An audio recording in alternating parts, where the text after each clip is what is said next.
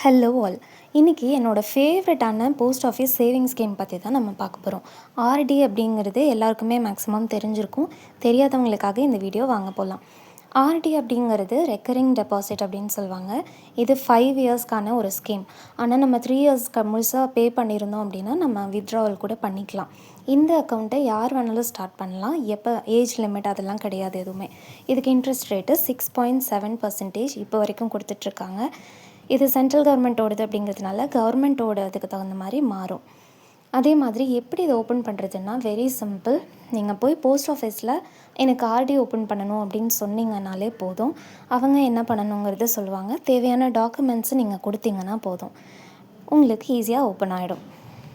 குட்டி குட்டி ரூல்ஸ் என்னென்னா, நீங்கள் 1ஆந்தேதியிலேருந்து 15ஆந்தேதிக்குள்ளே ஓப்பன் பண்ணியிருக்கீங்க அப்படின்னா நீங்கள் 15ஆந்தேதிக்குள்ளே உங்கள் அமௌண்ட்டை கட்டணும். 15லேருந்து 30ஆந்தேதிக்குள்ளே நீங்கள் ஓப்பன் பண்ணியிருக்கீங்கன்னா அந்த மாதத்தில் நீங்கள் எப்போ வேணால் பணம் கட்டிக்கலாம். ஒருவேளை அந்த டியூ டேட்டை தாண்டி நீங்கள் கட்டுறீங்கன்னா 5 ருப்பீஸோ 10 ருப்பீஸோ உங்களுக்கு ஃபைன் அமௌண்ட் வரும். நீங்கள் ஸ்டார்டிங்கில் என்ன அமௌண்ட் பே பண்ணுறீங்களோ அதே தான் ஹோல் 5 இயர்ஸ்க்குமே நீங்கள் பே பண்ணுற மாதிரி இருக்கும். அதை வந்து இடையில நம்ம மாற்றிக்க முடியாது.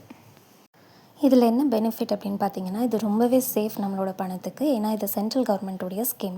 இதில் நமக்கு டீசெண்டான இன்ட்ரெஸ்ட்டும் கிடைக்குது. ஸோ நம்ம பணம் அப்படியே இருக்க போகிறதில்ல, கொஞ்சம் டெவலப் ஆகும்.